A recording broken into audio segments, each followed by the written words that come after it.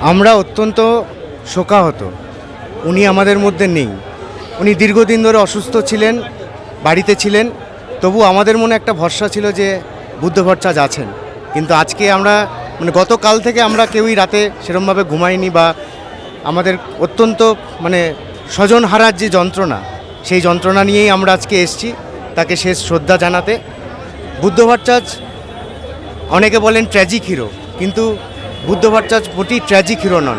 বুদ্ধ ভট্টাচার্য এই মুহূর্তে দাঁড়িয়ে বামফ্রন্ট সরকার বুদ্ধ ভট্টাচার্য আমাদের গোটা পশ্চিমবঙ্গের ব্র্যান্ড, সততার ব্র্যান্ড বলতে পারেন, মানুষের আন্দোলনের লড়াইয়ের ব্র্যান্ড বলতে পারেন, বা খেটে খাওয়া মানুষ রুজি রুটির লড়াইয়ের যে মূল স্রোত, রাজনীতির মূল স্রোতে ফিরিয়ে আনার যে লড়াই, যে আমরা দীর্ঘদিন ধরে লড়ছি, তার ব্র্যান্ড বলতে পারেন।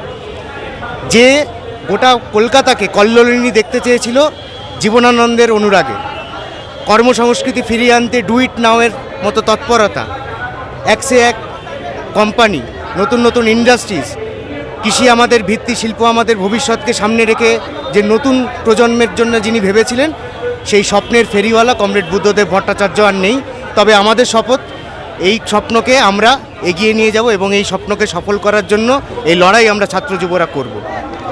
আপনি বললেন স্বপ্নের ফেরিওয়ালা, তিনি যে স্বপ্ন দেখেছিলেন সেই স্বপ্ন উনি পূরণ করতে পারলেন না। সেই স্বপ্ন পূরণ হোক এটাও উনি দেখে যেতে পারেননি।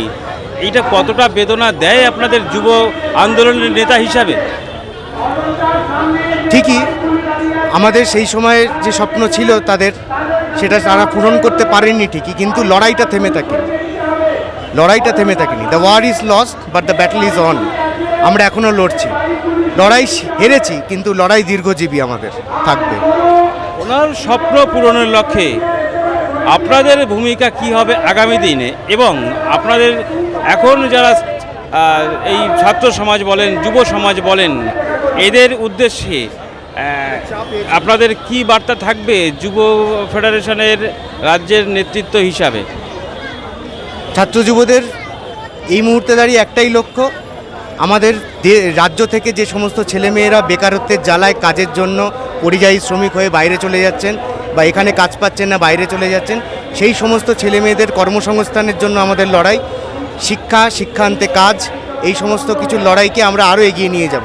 কমরেড বুদ্ধদেব ভট্টাচার্য আমাদের মধ্যে সেই অনুপ্রেরণা হিসেবেই থাকবেন। একদম শেষ প্রশ্ন একটা আপনাকে জিজ্ঞাসা করি। নিশ্চিতভাবেই আপনি বুদ্ধদেব ভট্টাচার্য যখন মুখ্যমন্ত্রী থাকাকালীন আপনি রাজনীতিতে এসছেন, ছাত্র সংগঠন বা যুব সংগঠন যাই করুন না কেন, ওনার কোনো স্মরণীয় ঘটনা আপনার মনে পড়ে যেটা আমাদের দর্শকদের উদ্দেশ্যে বলবেন? দেখুন, ওনার স্মরণীয়, আমি অনেক ছোট, তো উনি অনেক সিনিয়র লিডার আমাদের। আমার সেই রকম ঘটনা মনে পড়ে না, তবে আমি বাবার সাথে ছোটোবেলায় যেতাম ওনার বক্তৃতা শুনতে। ব্রিগেডের মাঠে দাঁড়িয়ে আরএসএসের বিরুদ্ধে দাঁড়িয়ে, বিচ্ছিন্নতাবাদীদের বিরুদ্ধে দাঁড়িয়ে, সাম্প্রদায়িকতার বিরুদ্ধে দাঁড়িয়ে ইনি একমাত্র লোক আমি যাকে দেখেছিলাম জোরালো গলায় বলতে, দাঙ্গাবাজদের মাথা ভেঙে দিতে হয়। এই সময়ে দাঁড়িয়ে এই কথা আমাদের কাছে আরও বেশি করে প্রাসঙ্গিক। দাঙ্গাবাজদের মাথা ভেঙে দিতে হবে।